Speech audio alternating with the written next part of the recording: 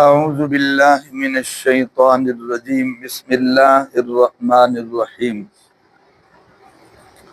افاصفاکم ربکم بالبنین واتخذ من الملائکۃ اناثا انکم لتقولون قولا عظیما۔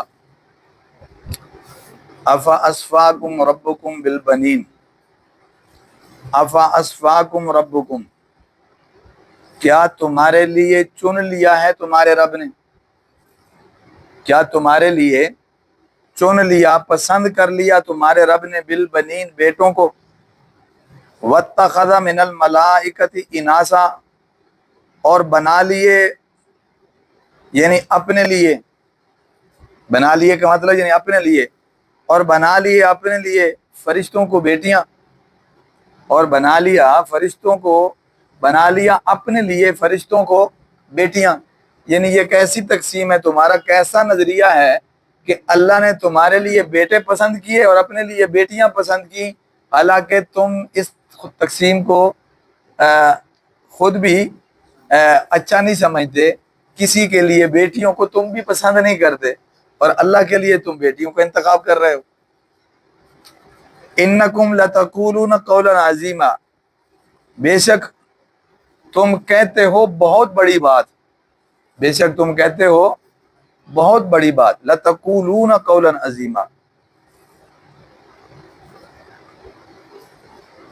یہاں اس آیت مبارکہ میں ان کے اس نظریے کو کہ فرشتے اللہ کی بیٹیاں ہیں، اس نظریے کا رد کیا جا رہا ہے، اور بڑے خوبصورت انداز میں کہ جو اللہ خود بیٹے اور بیٹیاں دینے والا ہے، اور تم یہ بھی سمجھتے ہو کہ ہر کوئی بیٹے مانگتا ہے اللہ سے، کہ بیٹے اس لیے کہ بیٹوں کے ساتھ جو فائدے لگے ہوئے ہیں وہ بیٹیوں کے ساتھ نہیں، بیٹیاں دوسرے کے گھر چلی جاتی ہیں اور بیٹوں سے امید ہوتی ہے کہ وہ اپنے ساتھ رہیں گے اور بہت سارے جو ہے نا وہ فوائد رہیں گے۔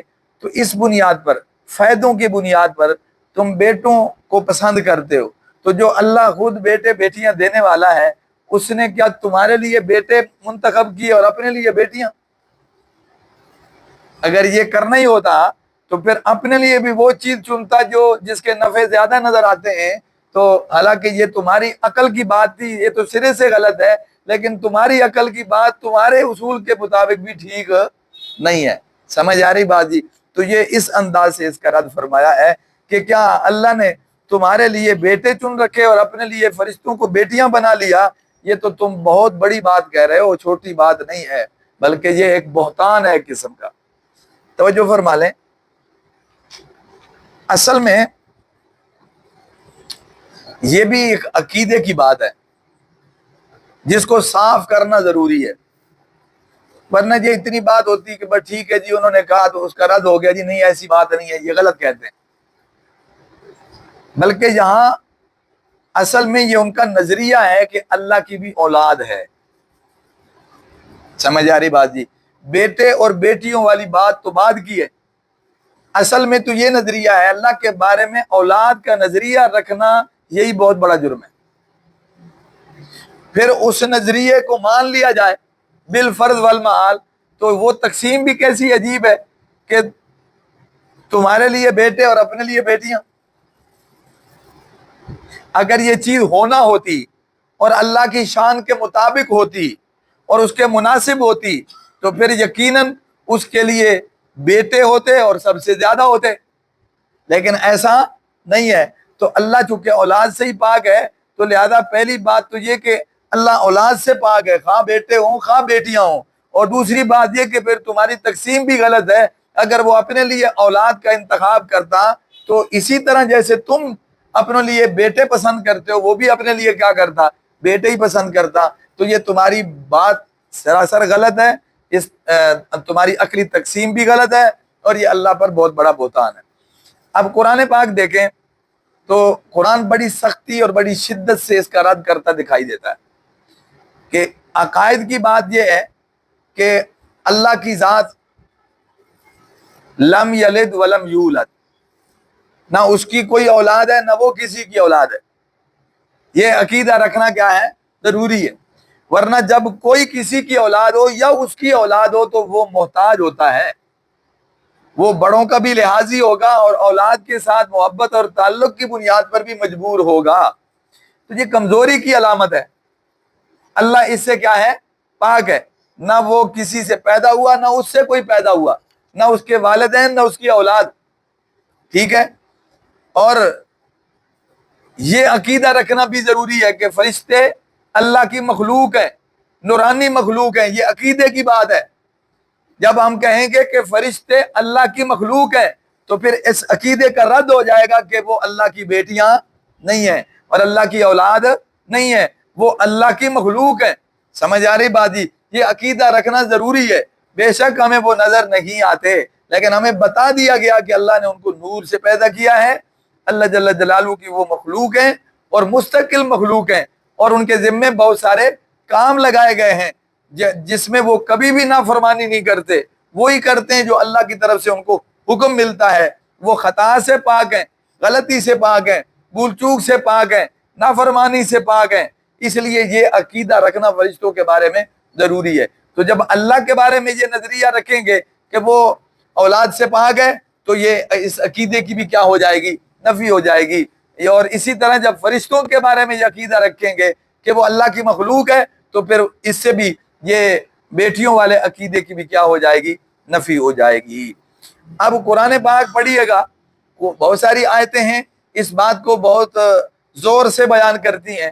مثلا نمبر 1 قرآن پاک میں یہ آتا ہے کہ اللہ جل جلالہ بیوی سے پاک ہے،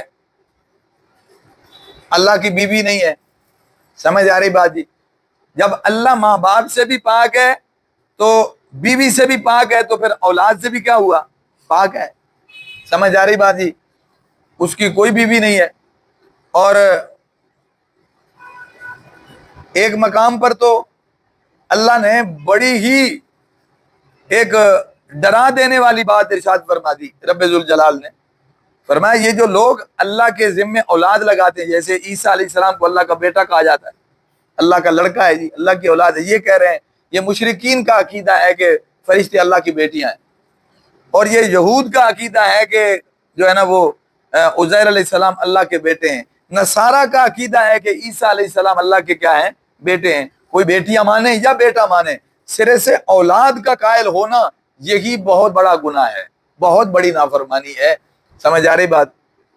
لہذا وہاں اللہ قرآن میں یہ فرماتے ہیں کہ یہ جو رب کے ذمے اولاد لگا رہے ہیں، تکاد السماوات یتفطرن من وتنشق الارض وتخر الجبال حدا ان دعوا للرحمن ولدا، فرمایا یہ قریب ہے کہ آسمان گر پڑے، وتنشق الارض زمین پھٹ جائے، وتخر الجبال حدا اور پہاڑ ریزہ ریزہ ہو جائیں، اس خوف سے، اس بات سے کہ یہ جو رب کے ذمے کیا لگاتے ہیں؟ اولاد لگاتے ہیں۔ یعنی آسمان کو غصہ آتا ہے، زمین کو غصہ آتا ہے، پہاڑوں کو غصہ آتا ہے۔ تو اگر اللہ کی روک نہ ہو تو یہ انسان تہس نہس ہو جائے اور یہ مخلوقیں غصے کا اظہار کریں۔ سمجھ آ رہی بات جی؟ اس لیے ڈر نہیں آتا تو اس انسان کو نہیں آتا، ورنہ اللہ کی یہ مخلوقیں تو ڈر محسوس کرتی ہیں۔ وَمَا يَنبَغِي لِلرَّحْمَنِ أَن يَتَّخِذَ وَلَدًا، اولاد بنانا، اس کے ذمے لگانا، یہ اس کی شایان نشان نہیں ہے۔ دیکھو جن کی اولاد ہوتی ہے، یعنی جوڑے میاں بیوی، جن کی اولاد ہوتی ہے، جن کی صفت ہے، جن کی ضرورت اور حاجت ہے، ان کی نہ ہو اور ان کے ذمے لگا دیا جائے تو ان کے لیے کتنا جو ہے نا وہ ایک شرمندگی کا باعث ہے، پریشانی کا باعث ہے۔ یعنی جن کی اولاد ہوتی ہے، ہونا ممکن ہے، ان کی نہ ہو اور ان کے ذمے لگا دیا جائے تو یہ کتنی شرمندگی والی بات ہے۔ اللہ کی تو ممکن ہی نہیں ہے، اس نے وہ تو اس سے کیا ہے؟ پاک ہے، وہ تو نہ بیوی رکھتا ہے نہ ہی اولاد اس کی ہے۔ تو اس سے پتہ چلا کہ پھر اللہ کے ذمے اولاد لگا دینا یہ کتنا قبیح ہے اور کتنا برا ہے۔ یہ ایک چیز سے اللہ پاک ہے، اس کی شایان شان ہوتا تو پھر بہت ہوتی اولاد، اس کی سب سے زیادہ ہوتی، لیکن یہ اللہ کے مناسب ہی نہیں ہے۔ اولاد کا ہونا یہ تو محتاجی ہوتی ہے، یہ تو مجبور ہوتا ہے۔ آدمی اولاد سے محبت اور تعلق میں مجبور ہوتا ہے، دل کرے نہ کرے ان کے لیے کماتا ہے، دل کرے نہ کرے ان کے لیے رعایت کرتا ہے، ان کی بات مانتا ہے، ان کے لاڈ اٹھاتا ہے، تو یہ اپنے جذبات سے مجبور ہونے والی بات ہے، اور اللہ ان چیزوں سے کیا ہے؟ پاک ہے، وہ محتاج نہیں ہے. سمجھ آ رہی بات؟ تو پھر وہ محتاجی والی باتیں بھی اس میں نہیں ہیں، تو لہذا اللہ اولاد سے کیا ہے؟ پاک ہے. اسی بات کو جہاں بیان فرمایا کہ ایک تو ان کی قباحت دیکھو، اللہ کے ذمے اولاد لگا رہے ہیں، پھر ان کی تقسیم دیکھو کہ جہاں یہود اور نصارہ جیسے لوگ اللہ کے ذمے لڑکا لگا رہے ہیں، وہاں یہ مشرکین اللہ کے ذمے بیٹیاں لگا رہے ہیں، اور دونوں باتیں کیا ہیں؟ غلط ہیں. تو افاسفاکم ربکم بالبنین، تو اگر اللہ نے اولاد اپنی رکھنی تھی اور اپنے ذمہ لگانی ہی تھی تو پھر وہ بیٹے لگاتا، بیٹیاں کیوں لگاتا؟ تو عجیب تقسیم ہے، تمہیں بیٹیاں دے اور اپنے لیے، تمہیں بیٹے دے اور اپنے لیے بیٹیاں.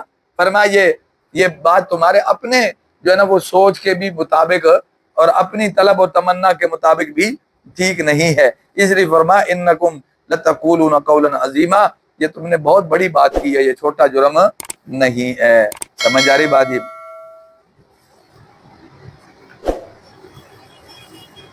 دوسری جگہ آپ پیچھے پڑھائے ہیں وَيَجْعَلُونَ لِلَّهِ الْبَنَاتِ، کہ وہ اللہ کے ذمہ بیٹیاں لگاتے ہیں. سبحانہ، حالانکہ اللہ کی ذات اس سے کیا ہے؟ پاک ہے. اللہ بیٹیوں سے بھی پاک ہے اور بیٹوں سے بھی کیا ہے؟ پاک ہے. سمجھ آ رہی بات؟ جی اللہ سمجھ نصیب کرے، اللہ عمل کی توفیق عطا.